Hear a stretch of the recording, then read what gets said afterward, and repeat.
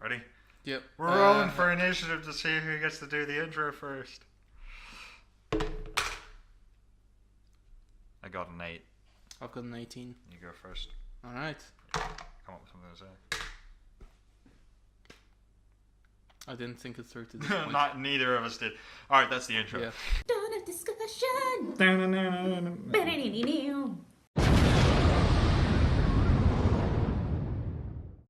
Welcome to Dawn of Discussion, where these rules are completely made up, but it's And- all in the name of fun.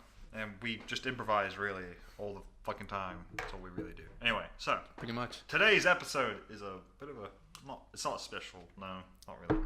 They're all special in their Yeah, own they're way.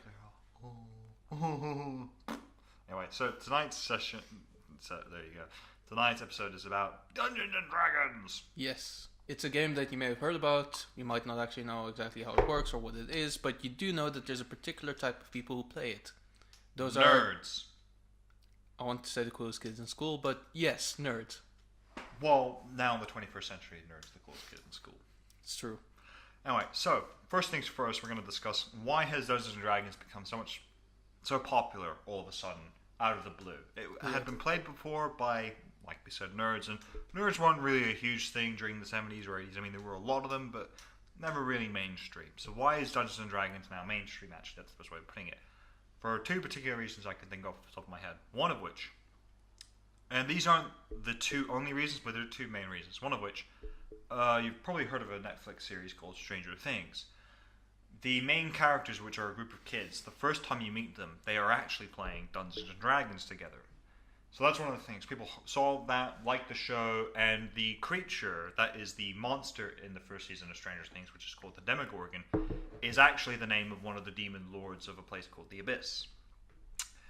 Also, another reason why is a streaming TV show on not on Netflix, on a place called Project Alpha, and then YouTube and Twitch, obviously, called Critical Role. And Critical Role is a show where a bunch of nerdy ass voice actors sit around and play Dungeons and Dragons. So in this cast, and they've done some impressive stuff. So in the cast list, you have Matt Mercer, Laura Bailey, Travis Willingham, Marisha Ray, Liam O'Brien, Sam Riegel, Taliesin Jaffe, and Ashley Johnson. So Matt Mercer has done the voice for a character called McCree in Overwatch. Sure. Matthew Mercer, is that Anakin Skywalker in the Clone Wars? Possibly. Maybe. I think that's him. Also, Liam O'Brien did the voice for Illidan, Stormpain, in World of Warcraft. He also did the voice of Gollum in one of the Lord of the Rings games, and it's uncannily accurate. Nice. Laura Laura Bailey did the voice for a character in World of Warcraft called Jaina. She also did the voice for MJ in the new Spider-Man game. Oh, yeah. Ashley Johnson's done some other voices. They've all done stuff, so they've got an impressive cast list. Also, the actor who was meant to play Deathstroke in the live-action Cinematic Universe of DC actually appeared as a guest on a couple of the episodes. So, what's his name? It's pretty cool. I don't Joe Manganiello? Yeah, it's probably an Italian name that we're mispronouncing. Yeah, sorry about that. But so probably he's been just on a sounds few anywhere. episodes of it. That's pretty cool. Terry Crews actually came on to not Critical Role, but did like a special one shot with them. So did Troy Baker, who has done a lot of stuff. So yeah, Troy Baker. High profile stuff. Troy Baker, obviously known to be the owner of a hugely popular channel called Retro Replay with Nolan North. Yeah, and they're like the two kings of voice acting at the moment.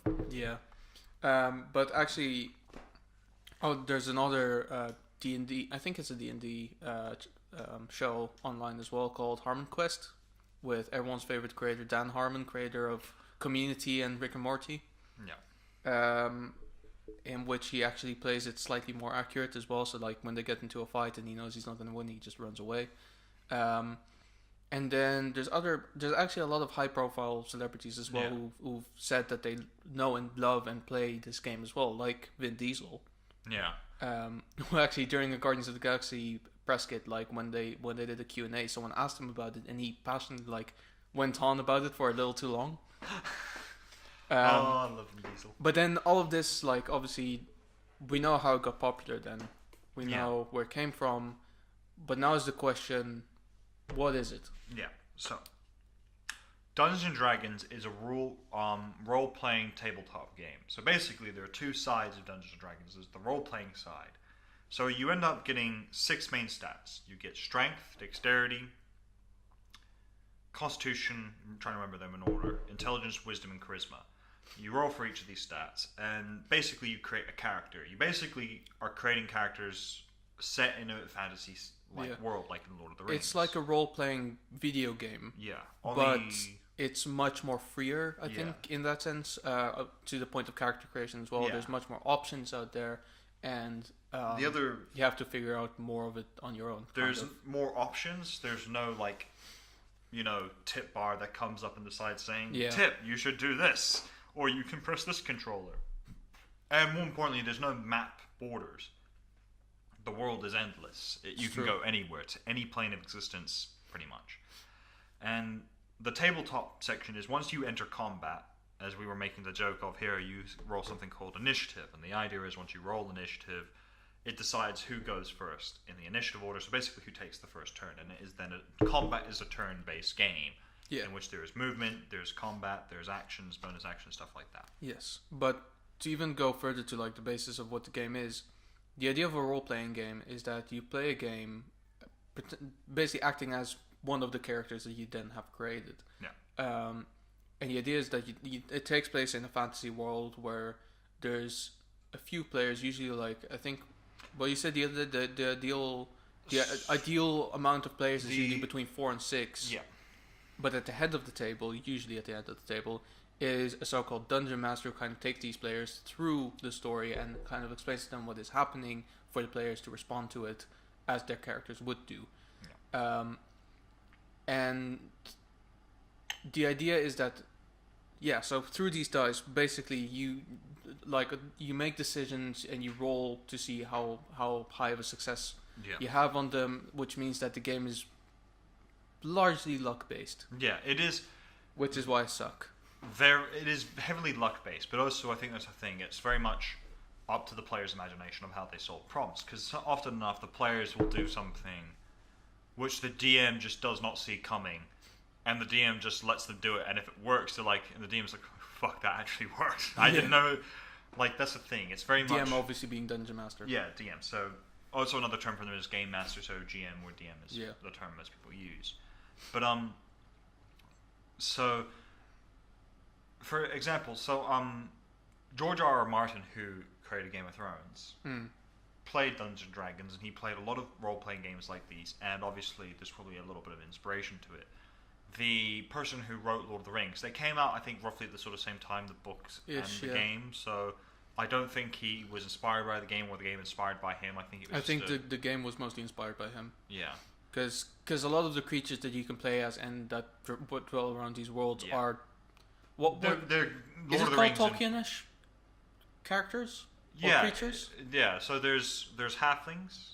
Yeah, that's a already. Tolkien character. There's dwarves, there's That's a elves, Tolkien. orcs. Tolkien. Obviously, elves and dwarves existed before Tolkien, but like he basically gave them the shape and character that they And have. Goblins as well, obviously. Goblins as well, even though in the Tolkien world, I still don't know the difference between a goblin and an orc because it's never been explained. Yeah, goblins are typically in D&D. The best way of describing them is goblins are smaller and not as weak, but they're faster and smarter. Orcs are bigger, dumber, but stronger. Okay, now that makes sense. Yeah, I think it's similar in in Tolkien's world as well. I think Yeah, it I mean is. the only difference that I really found in Tolkien's world is that goblins basically live more in Underground. mountains and Yeah. underground, whereas orcs are kind of anywhere. Yeah. But then there's a lot of plot holes there, such as can trolls survive in sunlight? Yeah, so in D&D, trolls are very different to Tolkien's world. But either way, it's still an inspiration to an extent of like most other creatures. Yeah. So here's then the question: when we say like what you can pretty much do anything in Dungeons and Dragons as far as your character allows and like what you can do, and as far as your imagination goes, what is it exactly that you can do? in Dungeons and Dragons? Obviously, except for everything, but like, what's the extent of everything that he can do? Very good question. So typically, the dungeon It's master, like an interview. This. yeah, the dungeon master will come up with a campaign, and the campaign is basically the plot, is the story, and they will try and find a way to introduce the story to the characters. The problem is with this though, the characters are actual people. They're unpredictable, and you don't know how they'll react. They could either choose not to follow the story, at which point you have to figure out to try and either force them or create something else that they'll enjoy doing. Also, each character has backstories, in which typically, depending on the DM and the actual people playing, they'll try and incorporate it. Like, okay, you have a backstory, okay, you have this sort of stuff, and typically what DMs will like to do is they'll incorporate this backstory either into the story, or they'll make the backstory... Basically, the best way of looking at Dungeons & Dragons, it's not like Lord of the Rings in the sense that it's not a movie, it's more like a TV show with characters who have individual arcs in it. Because the point is you play Dungeons & Dragons in multiple sessions over months or years. Because there's no way you can complete a whole campaign in one session unless you played for 24 hours straight, and even then you could... Or it's a very short game, which happens as well, but then it's usually like an event. It's a one-shot, which is basically like a one-shot little story where the characters find themselves in a particular situation. They have no choice but to go through with it. Yeah, and that kind of compared to a movie. Yeah. It would be... It'd be a short movie. It would probably be a short movie, yeah. It'd be a television movie, essentially, like just slightly over an hour long. Yeah, something like that. Yeah. So that's the best way of describing it. It's more closely related to a TV show than an actual film.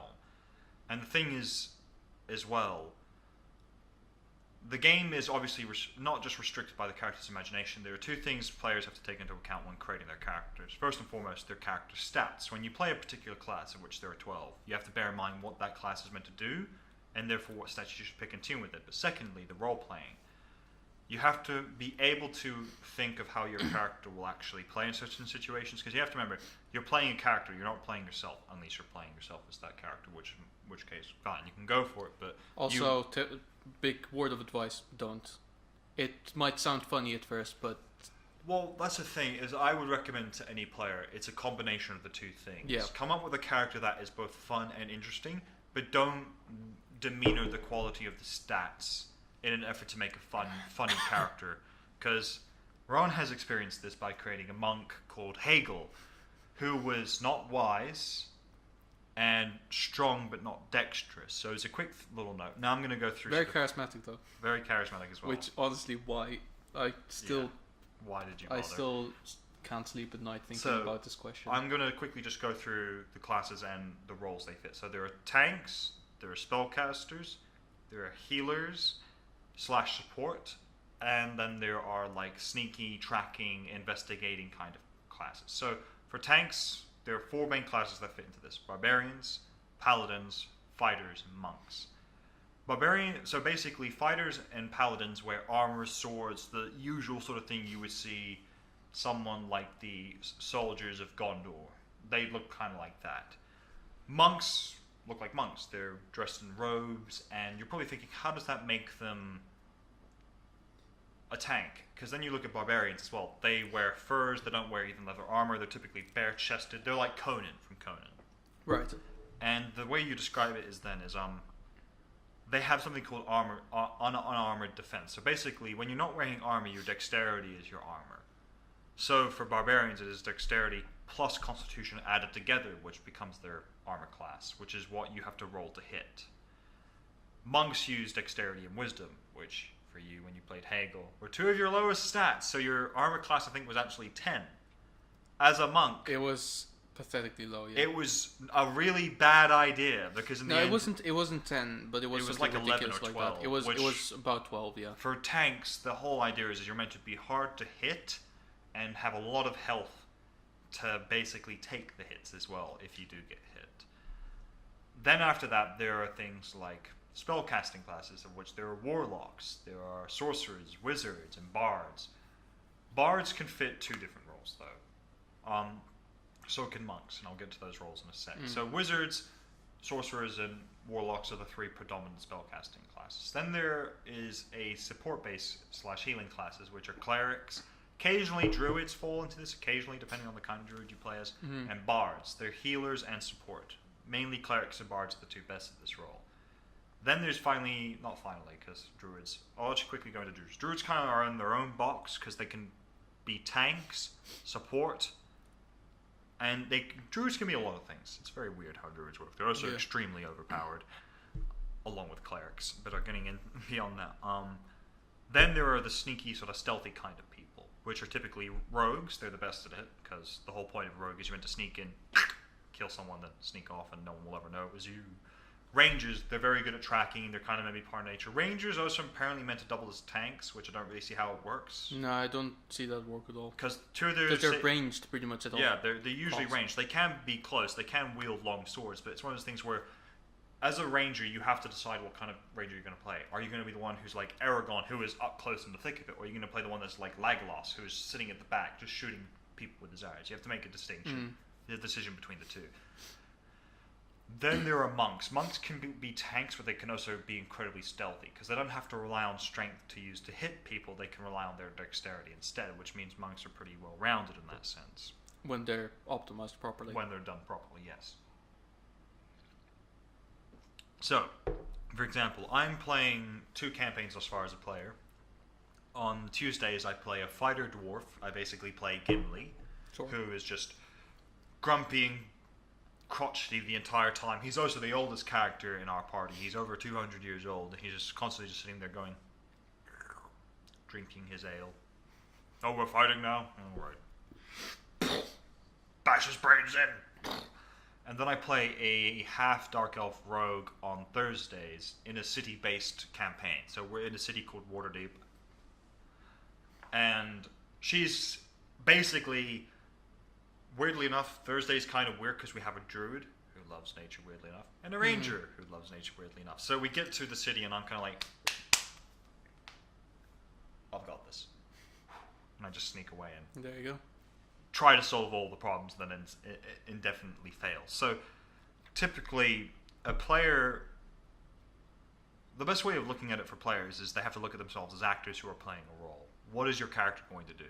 That's always the best way. While you are unlimited in what you can do, try to think about what would your character accurately do. This is where the role playing comes in. And try also to think about like a backstory of your character. Where do they come from? What is their motivation to anything in life? Yeah. So, for example, I think we can go through the characters we have sorted now. So my character Bjorn, who is the dwarven fighter, he was the son of a miner in a dwarven kingdom.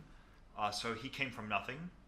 He and his brother ended up joining the army, and in a big glorious battle they ended up helping the prince and so on. And then afterwards he joined the royal guard while his brother went off to join the honor guard, which is like the frontline troops, which is a very honorable thing for dwarfs.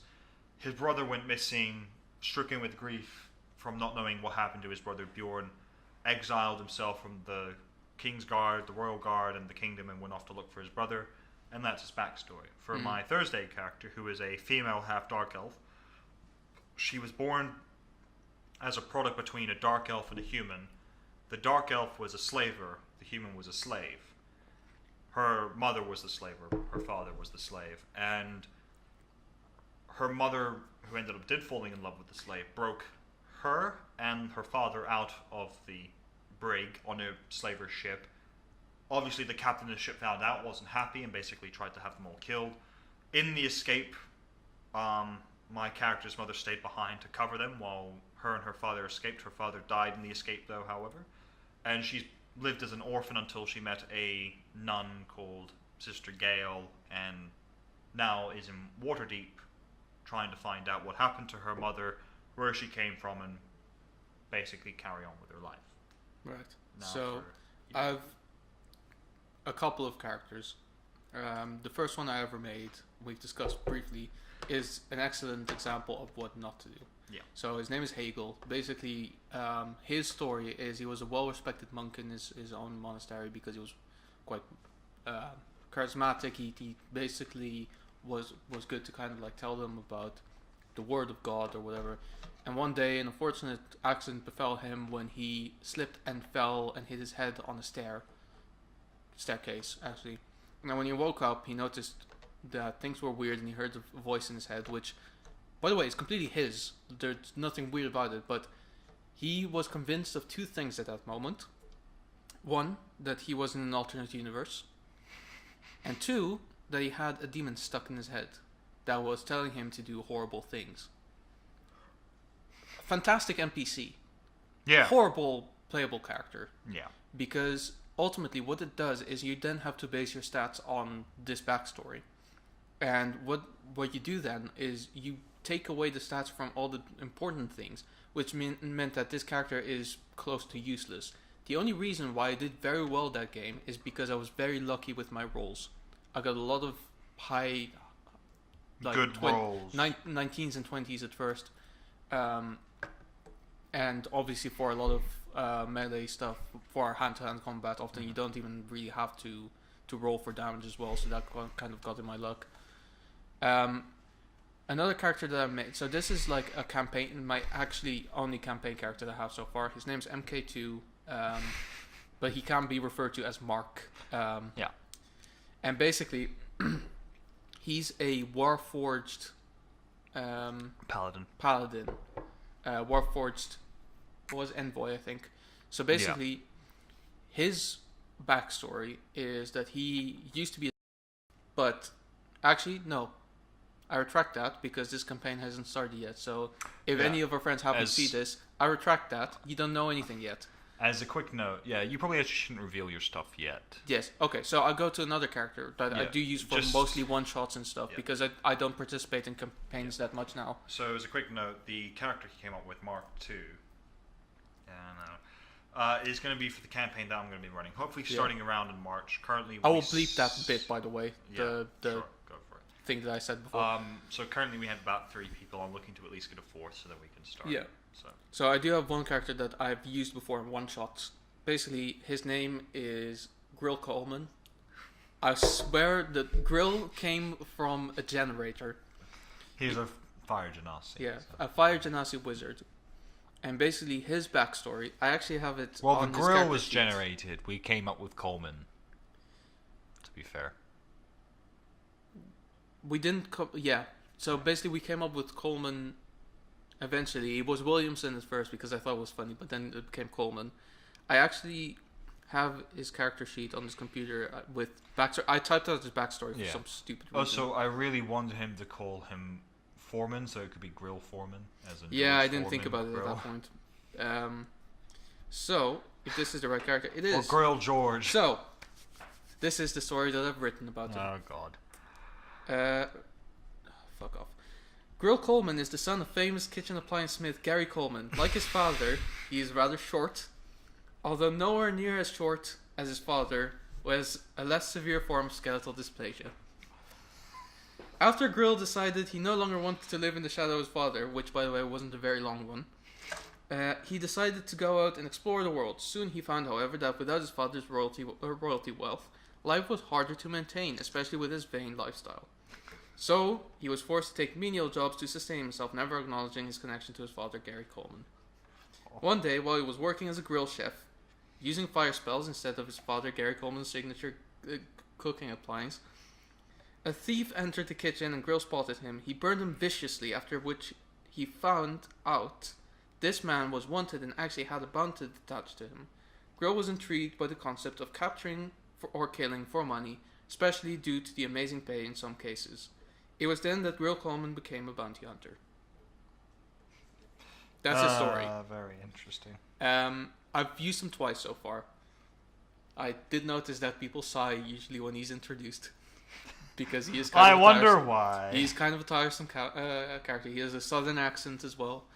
But I think that's a pretty decent enough character. Yeah, that's a character you can have fun with, who actually has an interesting backstory in the sense that his father and relationship with that sort of thing. So that's the thing as well. You always have to create characters that are both fun to play as but need to be interesting. You can't just make joke characters. I mean, well, you can, but be aware everyone in your party is really going to hate you.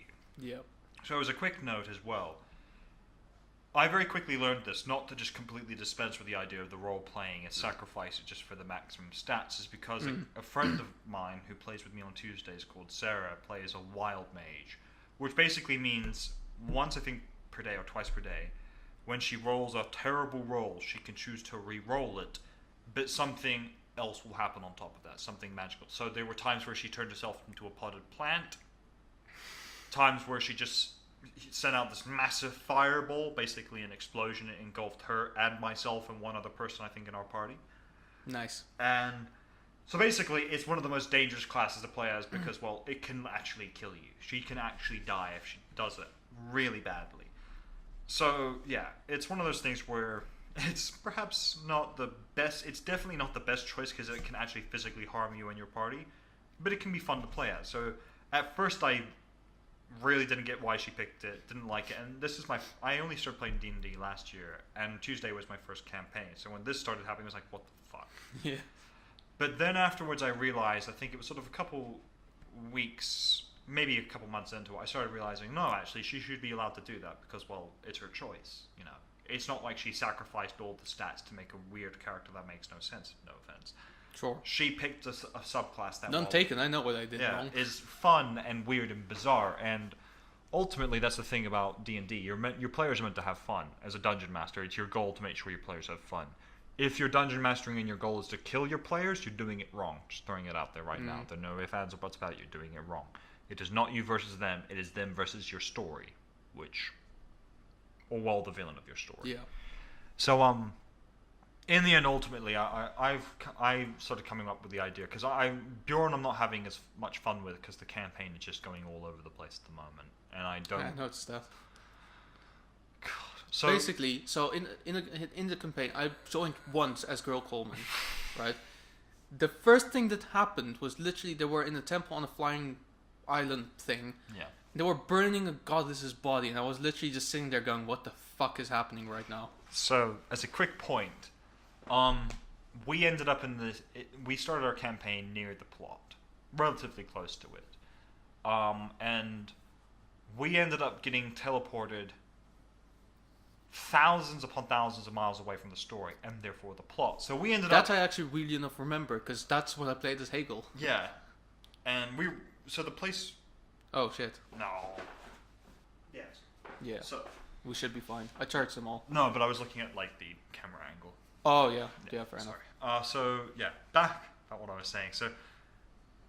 So when you ended up there with us as Girl Coleman, we were still there. We hadn't moved. We were still in the same place. But wait, yeah, that was a couple of weeks. yes, I know. We haven't progressed any further.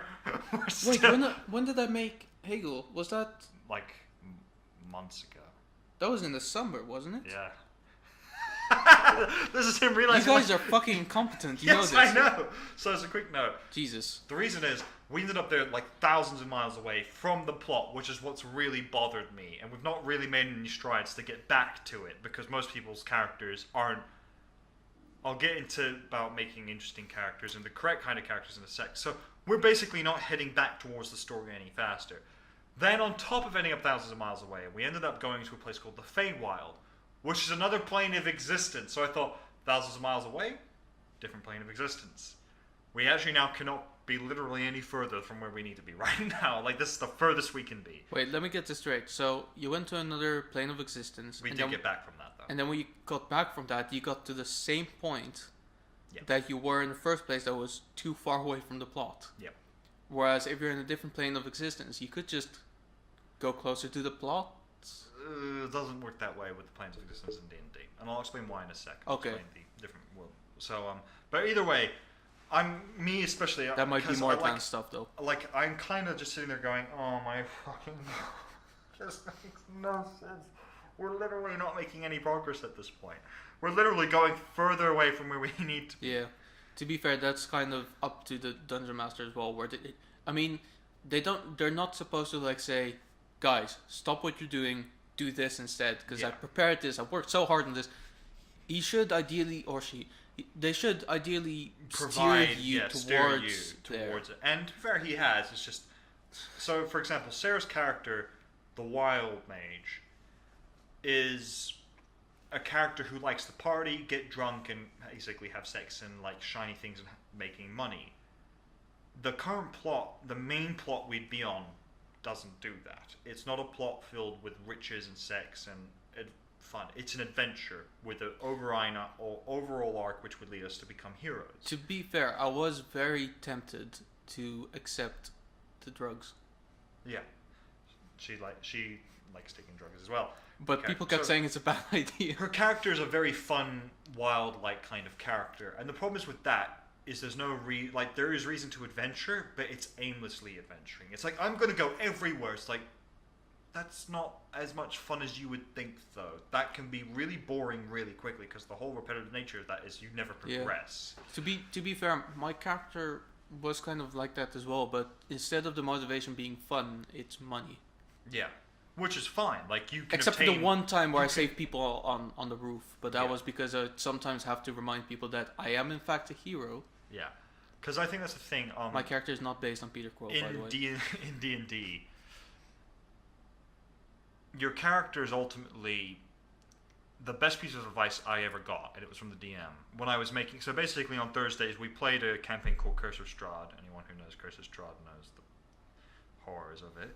We finished it, and I played a human warlock, and I didn't like the spells I ended up choosing, and I didn't like warlock because I found out warlocks are in my opinion, the worst spellcasting class there is of the predominant three. Mm.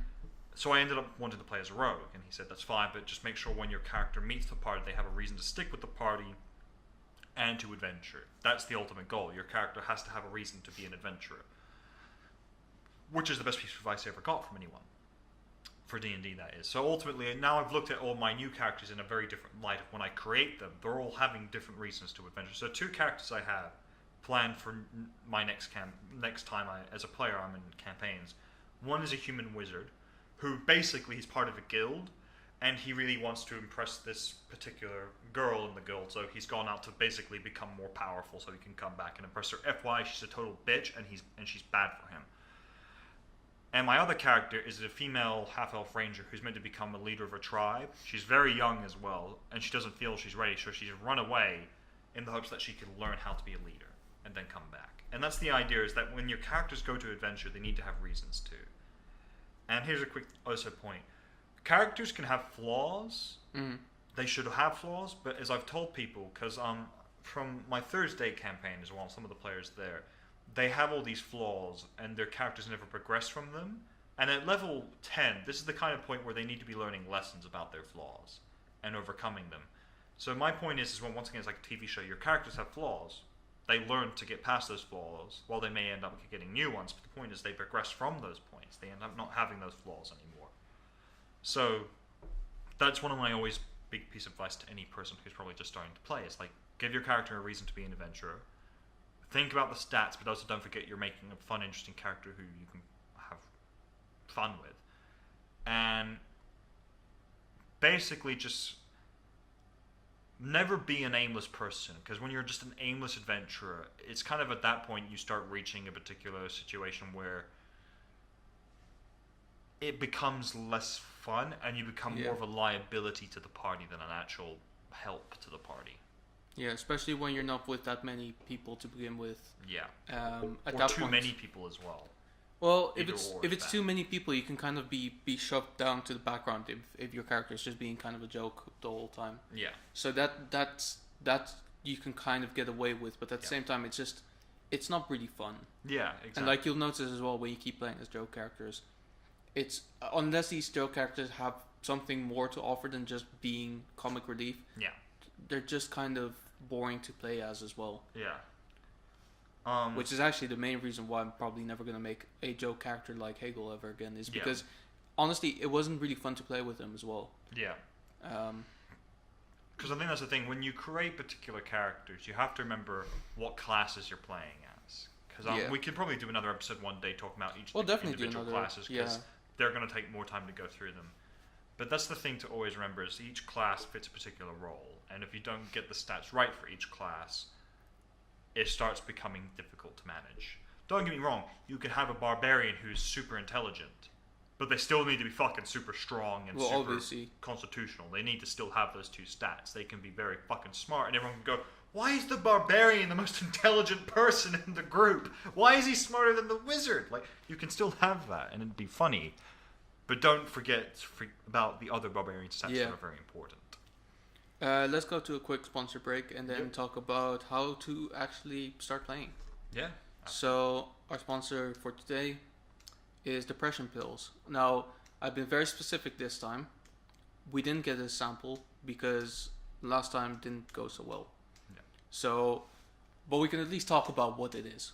So basically, Depression Pill is this relatively. It's been around for a year. It still has some finishing touches that need to be hashed out completely. But basically, it's this pill that takes away that amazingly euphoric feeling that you have, just to make sure that you don't feel too happy about things. Because when you feel too happy about things, it might, if you're happy all the time, you might not see the beauty of life.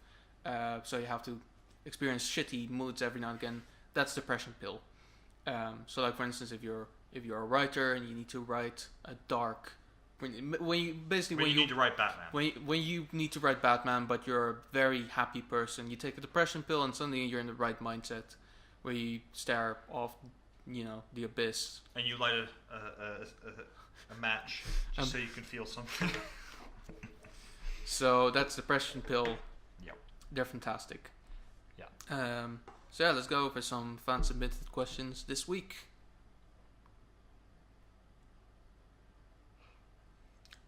Yep. Man, that was a good one. I have to say they keep getting better. Yeah, they do. They do. These people know the kind of questions they want answers to. Yeah. So how to get into Dungeons and Dragons? Honestly, for you it's probably the same, but for me it's mostly just kind of been like, at some point, a guy who knows a couple of people who play it that you can then join. Yeah. That then if you meet people, they want to join you, that can then join those people, and then you play in subgroups. Yeah. I think that's pretty much it. Yeah. Don't get us wrong. There are forums now online where you can play D&D online with other people. But I think it will never be the same as actually being in a group of people in the same place. Don't get me wrong. If you have no other alternative, playing online is a great alternative. Sure. So, yeah, getting into it is one of those things where once you find a particular group, especially that you'll have fun with, there's no better feeling. It's a lot of fun, very exciting, and it can get really cool and really interesting very quickly. It's pretty addicting as well. Yeah, it can be very addicting, because I've reached a stage where it's like, why can't I just be paid to play D&D? I would so just do that job. It would be so much fun. And I've often felt like, this is probably one of the best games that I've been playing in a while. Yeah. Because of the possibilities as well, but it's obviously a form of escapism as well. Yeah. I'll be blunt about creating characters that are in a fantastic world that are larger than life is a lot of fun to play them. And also I think the thing is as well, it's like it makes for some of the greatest moments you'll ever have with your friends, because there are times where me and a friend of mine, Cosimo, were basically someone does something stupid or we do, and we both start losing our shit laughing. We just can't contain ourselves, and we just think, why did he do that? Why would you do that? And it's one of those great moments where, especially even if you don't go, why did you do that? It's like, that massively is going to fail. Guess what? It fucking fails. We just look at each other and go, what did they expect? What I noticed mostly when you're starting out and you join a group of friends who kind of play already is, when you start off you don't really need to have anything, because you're playing your first game. So like often enough when people do play, they have like an abundance of dice and miniatures as well that they can borrow out. That you can borrow. For example, you I think borrowed some of my dice. Yeah, for the first game for sure. Yeah. After that, but then to be fair, when you know at that point that you want to play more, get a set of dice and at least some miniatures as soon as possible. For instance, I've got very few miniatures here. I've got 2 bards, which is this one, which is a cool looking one, but this sword is kind of long, flexible, so it's not particularly. Well, and then one that's actually playing a lute. Yeah. To be fair, I bought these mostly as a representation. It doesn't really matter anyway, because he's gonna grab some more. Anyway, I bought these because I knew at some point I would like to play as a bard, but I've never actually played one so far. It's mostly as a representation of like the DM knows this is you on the board. That's it. I've also got a little Warforged, but as you can see, it's not accurate size. It's not accurate size. I could still use it because again, it's just a representation. But then when you put it next to others, it's kind of laughable. Yeah. So I don't. Show you. He's got a more impressive collection. Yeah, I'm not showing you the full collection because otherwise it would take No, too long, obviously. but the ones that I've played and are playing as. So, unfortunately, there's a great website called Hero Forge. So, if you want to create your own mini, it's a little expensive, but it's worth it, and you can get ones made of metal, so they'll They're never... painted as well.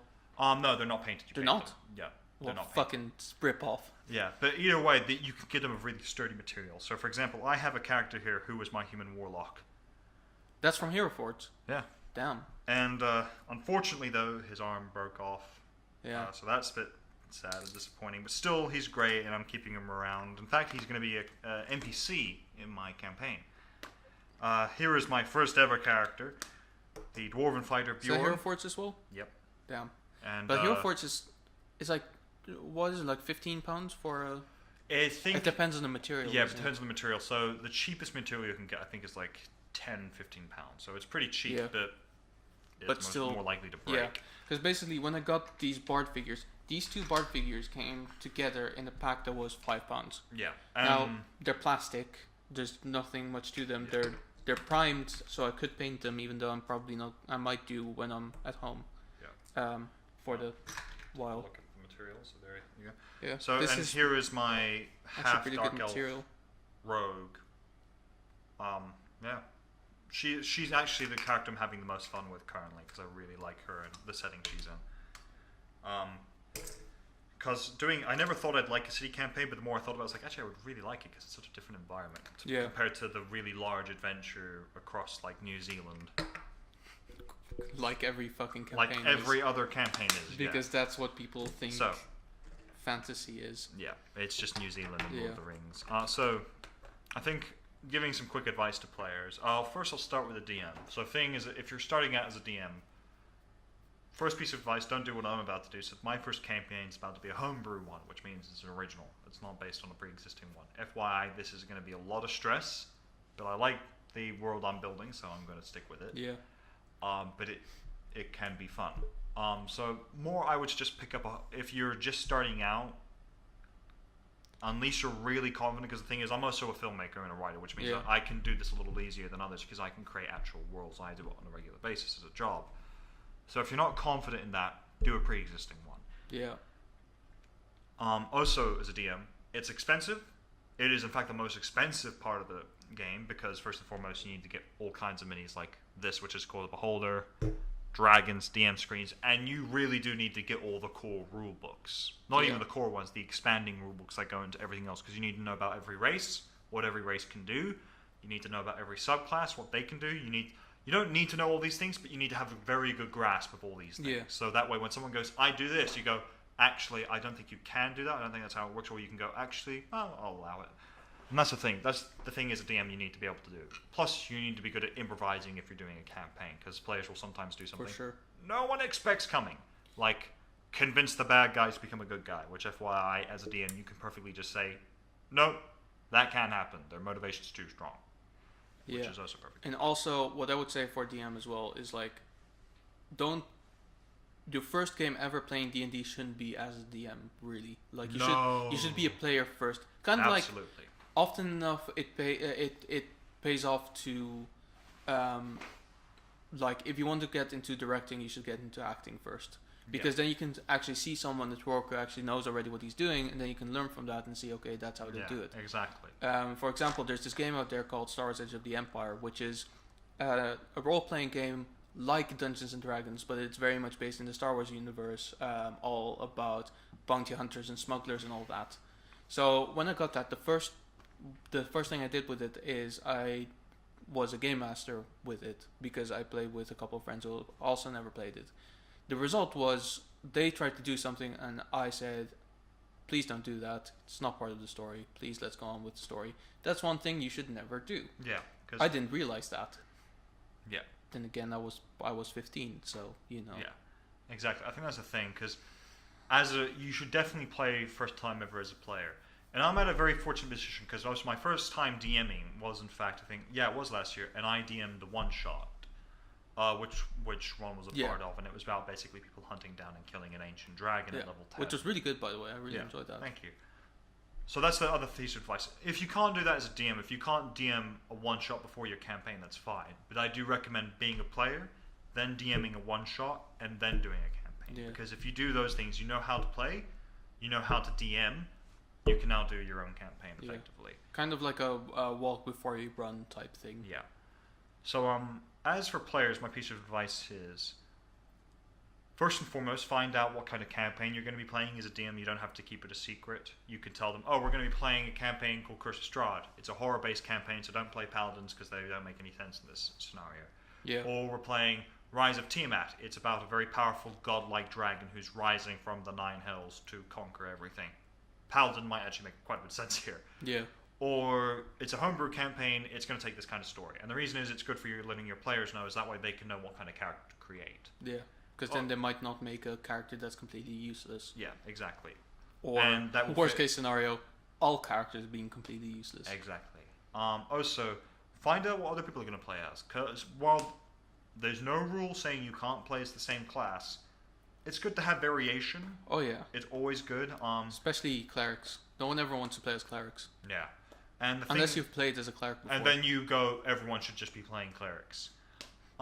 Which I will go into a video about my opinions about clerics Sure. next time. But Yeah. Clerics are interesting. I'll tell you why. They're fun people. They're fun people, and the people who play them are interesting. But anyway, Yeah, so for sure. first things first, you're going to have to fit, basically, in my opinion, 4 particular roles. The tank, obviously. The healer, obviously. The spellcaster, obviously. And the super sneaky stealth guy who's also very edgy, obviously. Yeah. You basically need those 4, hence why 4 to 6 is a good thing, because that way you get everything covered, you have everyone you need. For example, one of the people I know who is currently playing Tomb of Annihilation is currently creating a backup character, which is a rogue, because Tomb of Annihilation is fucking impossible to anyone who knows it. Or not impossible, but it's one of the toughest campaigns, because there's no way of coming back to life if you die in it, which there is ways in D&D. Problem is she's also the cleric, so she is meant to be the healer. Meant to be. If she comes back as a rogue, also she's the only tank. Clerics can be tanks. So if she goes, there's no tank and no healer. At that point, as a DM, I'd be going, okay, you guys are fucked. Yeah. Because at that point, it's like, yeah, in one of the hardest campaigns there is, lacking 2 of the most important roles. And there's the thing, as a DM, you can introduce NPCs that become part of the adventuring party that help them, like healers, as I'd imagine that DM would do, and that happened with us, because when we started our Tuesday campaign, the person who played as our cleric got bored and left, and we had no cleric. The DM then introduced an NPC who was a cleric to help us, which was great. But as players, you don't really want to force your DM to do that, because the point is the DM already is focusing on enough things, and they'll often enough forget. It's like, why isn't the cleric doing anything? Oh, I'm sorry that in the midst of battle of this dragon, these 3 other fucking orcs, that giant volcano about to erupt, that I've forgotten about this one character that's supposed to be healing you because none of you wanted to pick a healer.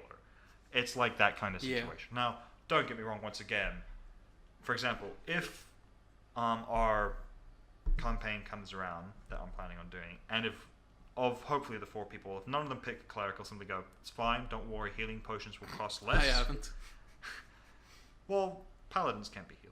They can be. But it's not what their predominant role is. The I healing mean, factor is I've more already to- revealed it's a Warforged, which is fair enough. But like, I just don't see him. being a healer. No. Because that's the thing, paladins can heal, but they're mainly to heal. It's mainly to heal themselves. Yeah. The cleric is the one who's supposed to heal other people. Also, I wouldn't say he's And a bard. I wouldn't Bards say are he's a good guy Yeah. or a nice guy. Yeah, exactly. I don't remember his alignment specifically. I think it was neutral. Yeah, neutral, leaning towards the sort of possibly evil side, if not careful. More evil than good. We'll see how that goes. We'll see how it goes. Yeah, but would be funny to have him evil though. he'd do it very begrudgingly as well. It's like, Yeah. stop crushing me! I'm healing you, and you're damaging me too. It's not doing anything. Anyway, so you're meant to fit these particular roles, and if it's your first time ever playing, these are the classes I'm going to recommend to you, and I will go into more detail about them in other videos. So, rogues are pretty okay to pick up with starting out. Ranges are as well, but ranges are significantly underpowered. So are warlocks, but don't play as a warlock for the love of God, please. I've already done it. It's not a good idea. No offense, Tammy, because she's playing warlock. Don't worry. Offense. DMs Very hard. I'll explain in a minute what Okay. DM should also do. Fighters are good to pick up as well. Monks, if you want to play a spellcaster, something like a bard or a sorcerer. pretty Wizard good. is pretty good to start on. Wizard actually is surprisingly not that difficult. I because thought it because would be hard. the idea of spells with the wizard is very, very simple. Yeah. So wizards are basically every other spellcasting class learns the spells as they level up. Wizards don't learn spells, they have to find them and then write them into a book. That basically is their spell book. The advantage is that with a wizard, people may think, oh, but you have to find them. Here's a quick thing. Every class is limited by how many spells they can know. Wizards can have every fucking spell in their spell list. Every spell. They can only prepare a certain amount per day, but they can actually prepare more than any other class. So they have more prepared than anyone else, and they have the widest range of spells. Which means late game wizards are very powerful. Very powerful. But, and, yeah, so wizards can be relatively easy to pick up, depending if you know where to find spells. Talk to your DM about how to find them as well. Like, that's the thing. The DM should Yeah. help you. To be fair, depending on what level you start on, you get a lot of spells to begin with. Which, Yeah. Wizards start with the most spells and cantrips of any class. Yeah. They start with 6 spells in their spell book, and they can only use 5 to start with, though. Oh, well, they can only prepare 5, which means the way I've structured my wizard is he's got 5 spells that will always be prepared. Ritual spells don't have to be prepared; they are just casted whenever they want. They don't cost spell slots, but ritual spells take ages to cast, which means I have 1 ritual spell and 5 regular spells. That's the way I've organized my wizard, Yeah. which is a good way to do it. So yeah, a little bit more about material as well. I've got 6 full sets of dice here. Guys, a little. You're bit gonna more need as well. at least 1 full set, and what comes. I'd recommend 2 sets. 2 sets. Just to be on the safe side, Yeah, because 2 sets. there will be times where you need 2 d20s in the case of like advantages or disadvantages. Yeah, I mean you can roll twice, but it is a bit of a hassle. Yeah. Also, it kind of changes the outcome a little bit. Yeah. So yeah, I got these on the internet actually. There's this website called banggood.com, which is just fucking random Chinese site probably. It cost me £8 Yeah. for this set, which is actually a really good price. And what it does as well is that if I ever meet someone who is interested, I can do to that person what Guy did for me, which is lend out his materials. Yeah. Also, if you're one of those people who believes you can curse certain dice and you just want to go, oh, fuck, you've been failing me all evening, I'm going to use a different one. I do that. Yeah, Actually, that's I do that as well sometimes, even though it's even kind though of it is irrational. luck, there's no real cursing. It's like a psychological. Yeah. Also, Anyway, so, my box is from Band. so we're gonna go through all. I'm gonna go through all the dice. So here is. I'll get to this one last actually. Sure. So first and foremost, we'll start from the lowest number, a D4, the little pyramid one. You very rarely use this. It's only if you're using something like a dagger. Yeah. Sometimes for hand-to-hand combat. This as is well. probably the easiest dice for anyone to acquire because I guarantee you, if you have any board games, you're gonna have this one. Dice is a D6. Your classic. Monopoly dice. Yeah. It's out there to ruin your friends, and now it's there to ruin your enemies. Yeah. Then there is the D8. It's a diamond-shaped dice. Very good. Yeah. Very nice. Probably one of the most commonly used ones. Comes up in spell casting quite a lot. Yeah. And ranged weapons as well, Yeah. quite often. And some melee weapons. Some. Yes. Not all. But anyway, so here is a D10. Comes up occasionally, mainly for use of tanks. Some spellcasters use it. True. This is a D100. This is more of a percentile dice, so if something happens and, for example, it's like, oh, I loot the chest, how much gold do I find? The DM would then roll this most likely. It's like, you find 94 gold. It's something like that. That's mainly what people would be used for. Then there's a D12, which is mainly for tanks. In fact, I think tanks are the only one who really use mainly this. for large weapons as for well. barbarians. So basically, barbarians are the only one who really uses this. Last but not least, the most important dice in the game, which you cannot literally play without, the D20. This, basically, like we said, there are already these main skills. There's strength, dexterity, constitution, intelligence, wisdom, charisma. There are these things called checks, saving throws, and roll to hit. Damage is different from roll to hit. Basically, in like a video game, you have occasional, like in any RPG MMO game, you, for example, World of Warcraft, when you're clicking buttons to hit a target, it occasionally comes up with miss. That's when you roll too low. When you roll high enough, it's a hit. If you roll really high. If you roll really high, or even occasionally just averagely, depending on the severity of the enemy. On that note as well, the dice has some specific thing, because obviously when you make a character, you have a certain set of skills, and those skills have what you would call modifiers. So those modifiers usually apply to that dice, Yeah. and they kind of add on top of that. However, there's a couple of instances where that doesn't really matter what your skills are. The first one is when you roll a 1, which is known as a natural one, which is a critical failure, which Yeah. means you, no matter the result, automatically fail. Yeah.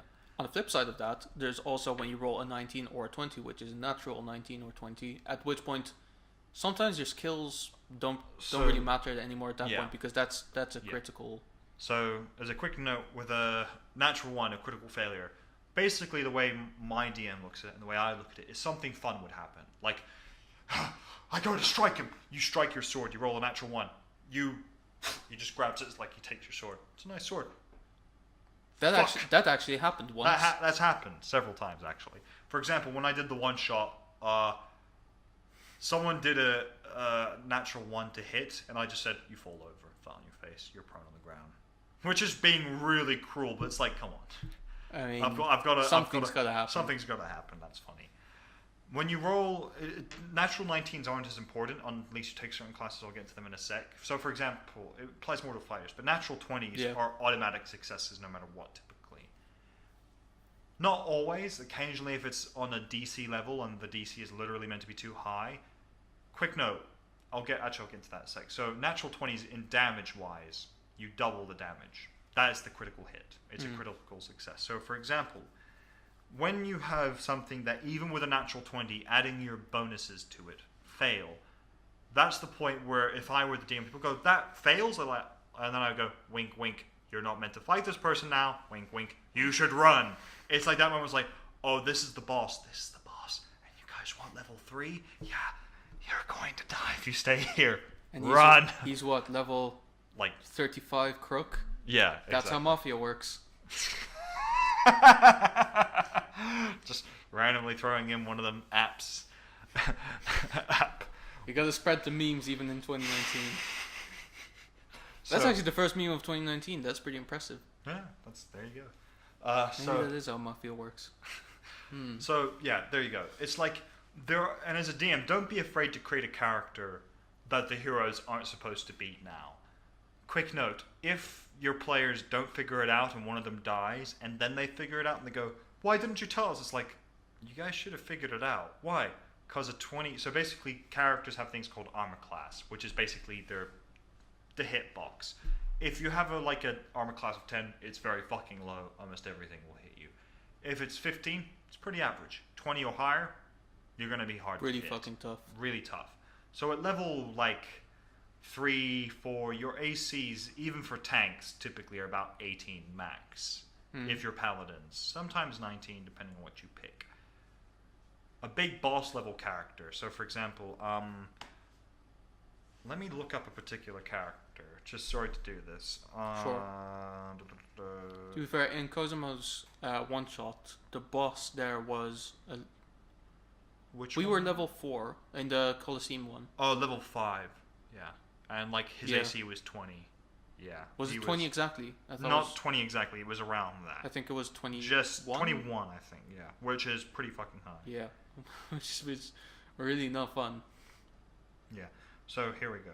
Still feel bad about how that ended, but whatever. Here we go. So a creature in one of the campaigns, the big boss in the campaign Rise of Tiamat. Guess what the villain is? It's Tiamat. 5-headed dragon. Her armor class is 25. Sweet. So that makes her one of the hardest creatures to hit in the game. She also has 615 hit points. So that means that you need to have a powerful weapon that actually adds enough to your hit. Yeah. Well, also not just that. So your to hit usually, depending on weapons, is also it's your modifier. So let's say it's a longsword, it's your strength, and if you're proficient with it, it's strength plus proficiency. So, for example, on the Thursday campaign, my character has a +4 dex, and with daggers she's proficient with, it's +4 on top of that. So it's a +8 to hit. Certain weapons are actually +10s, +11s, because they've got the bonuses on top of everything. So she's doing pretty well. She can hit a lot of targets pretty easily. So it's one of those situations where Also, I'll get into this one in a sec. So if you guys, let's say, face someone like Tiamat, and you guys rolled a natural 20, and just for whatever reason it was a 23, I go, it misses. What? It's like, yeah, you missed the target completely. It doesn't hit her. Now she's going to roll to hit you. And what? Let's see what it would be. Alright, okay, let's just say for the purposes, it's a natural 1. Natural 1 fails. What's your armor class? 19? Yeah, it hits. What? With a natural 1 with a plus 19, it's 20 overall. Like, at that point, it's like, okay, yeah, perhaps we're not supposed to fight this person there's now. still something slightly bad that's supposed to happen with that. Yeah, it's like, I would still be just saying no, a natural 1's a fail regardless, even for her. A natural 20 wouldn't be an automatic success if it can't hit her. But yeah, so it's one of those things where Maybe it's like you hit her, but you slip and fall. So you hit like a lower, yeah, like, portion of her or something. yeah, like which that. means you may have to reduce the damage value. Yeah, by you would so do much. like half damage, I'd say. So just being generous. Yeah, that is But- actually very generous. Yeah, because it's one of those things where players need to be able to be smart enough to figure out if they are not supposed to beat someone right there and then, they need to run or call for an NPC for help who can help Yeah. them. So, So trying to think if there's any final. the last thing that I kind of want to say as well is character creation. Yeah. So the main thing for character creation is it's kind of highlighted in the book that you should have anyway when you really start playing, which is the player's handbook. Yeah. Now, there's kind of ways around this, especially when you're only starting out and if you're not still 100% sure that you want to follow through with, because the player's handbook is kind of expensive. You can get it pretty cheap on eBay, but again, there's kind of so basically there's this website called D&D Beyond. Not with- sponsored, by the way. Not sponsored now because it's suppression pills. Yeah.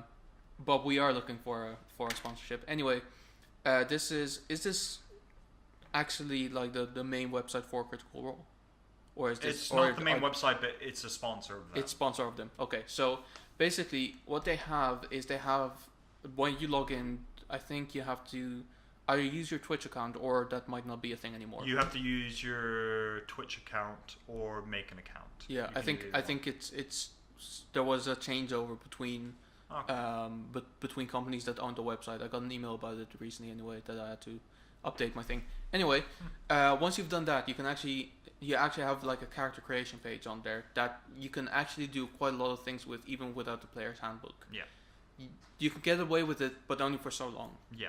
At some point, it is recommended to get the player's handbook, either as a physical copy, which is cheaper, or through their website, which allows the character creation to automatically update. That's the main reason that I actually didn't get a physical copy and got it through D&D through Beyond D&D instead. Is because then I don't really have to think about, because you can do homebrew content and then just take things over from the book. Yeah. That's, But it's yeah. just extra effort. Yeah. Oh, so you like can you probably don't look really- up other people's homebrew content. They may have produced it as well, because you Maybe, can access yeah. public stuff. In any case, it does pay off to get it on, as well as a physical copy you could lose at any point, but a digital copy you have Yeah. forever.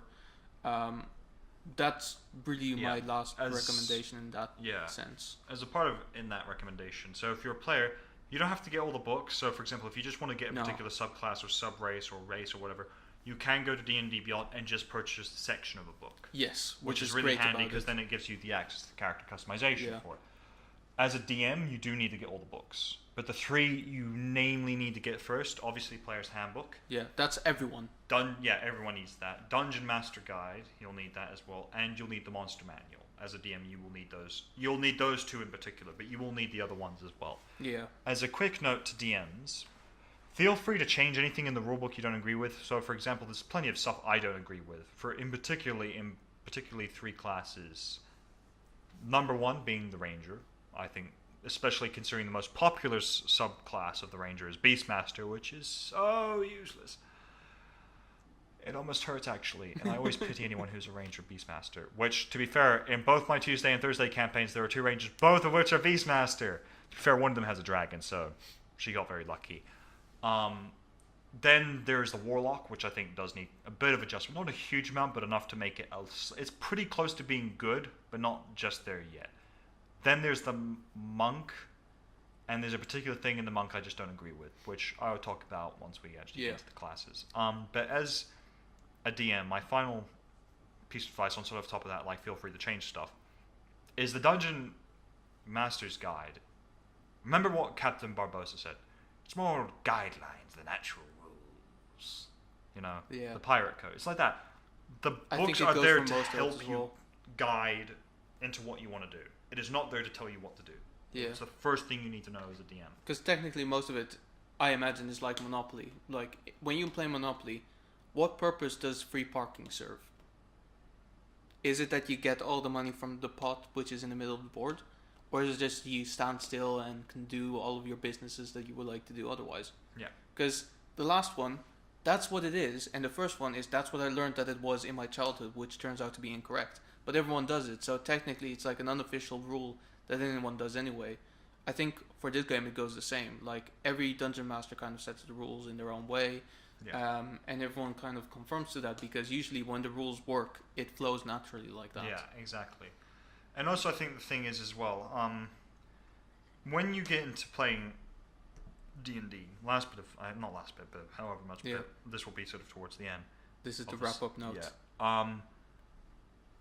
For example, when I play D&D, and so does Cosmo, we actually get into character, and we do even do voices for our characters. Yes, So, I for try example, to do as well because that's the only real fun way to play. Yeah, so for Bjorn, I deepen my voice slightly and talk in a more dwarven-like way.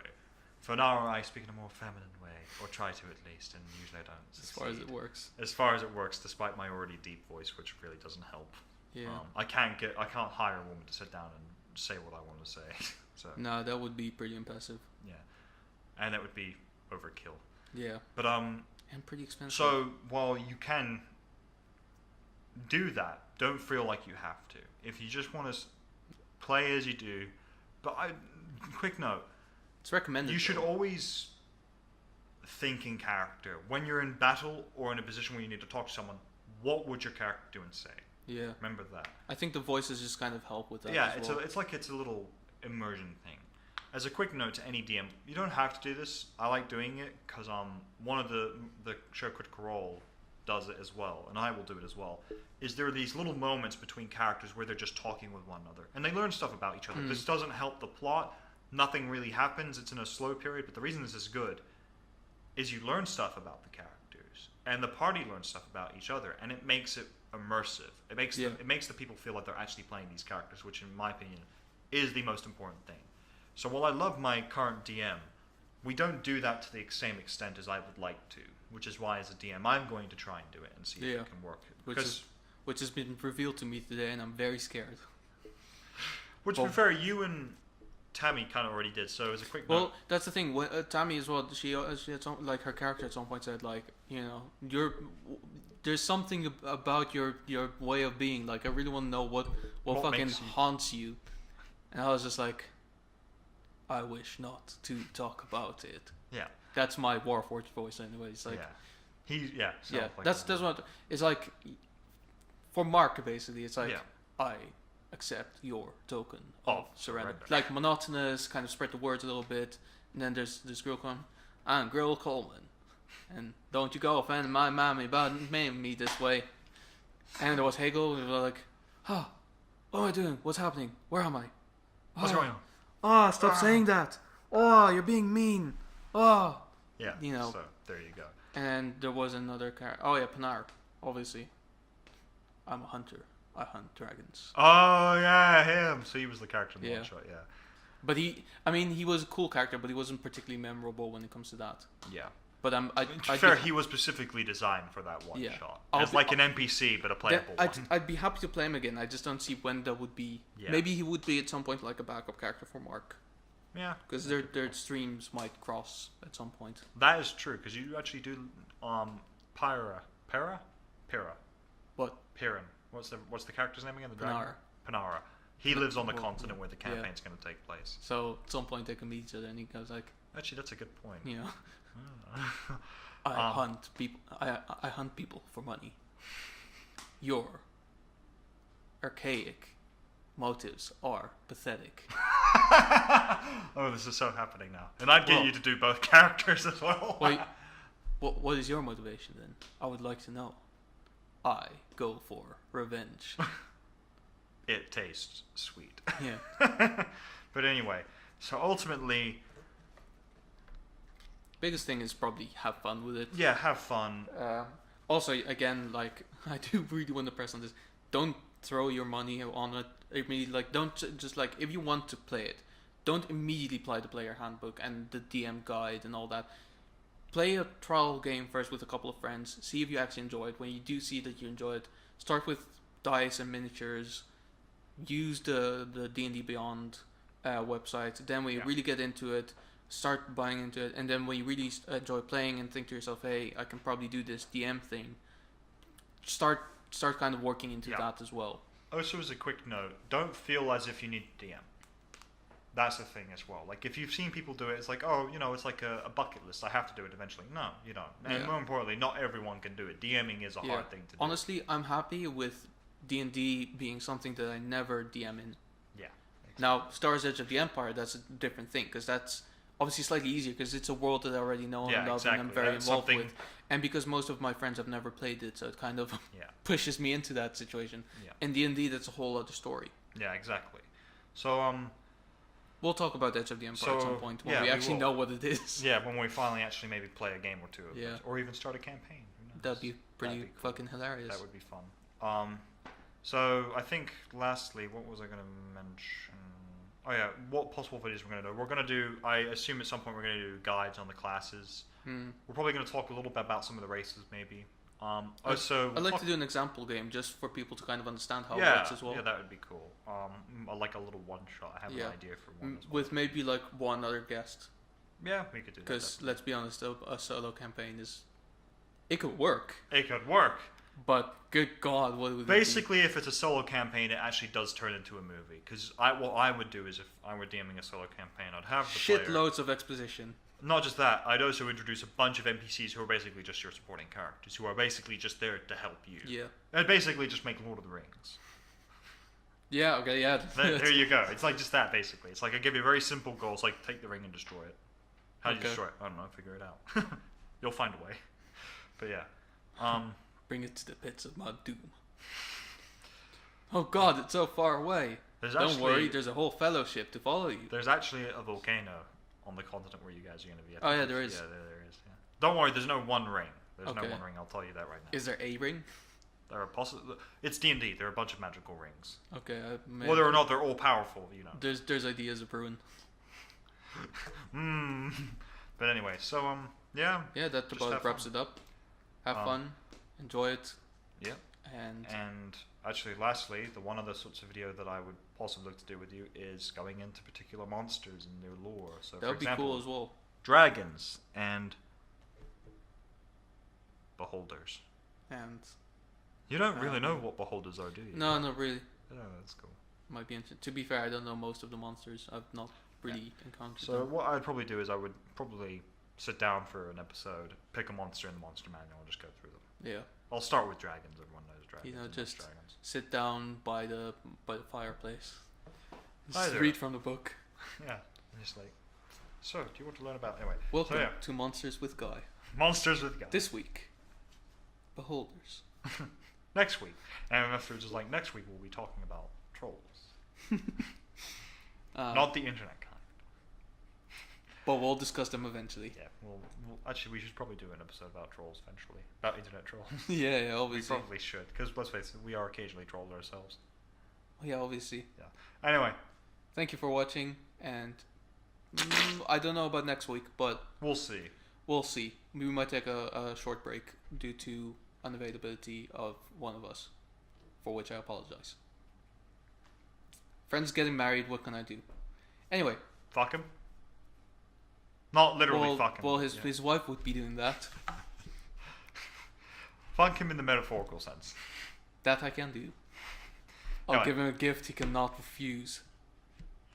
I will accept your token. I mean, you can't really refuse gifts. Anyway, thanks for watching. See you.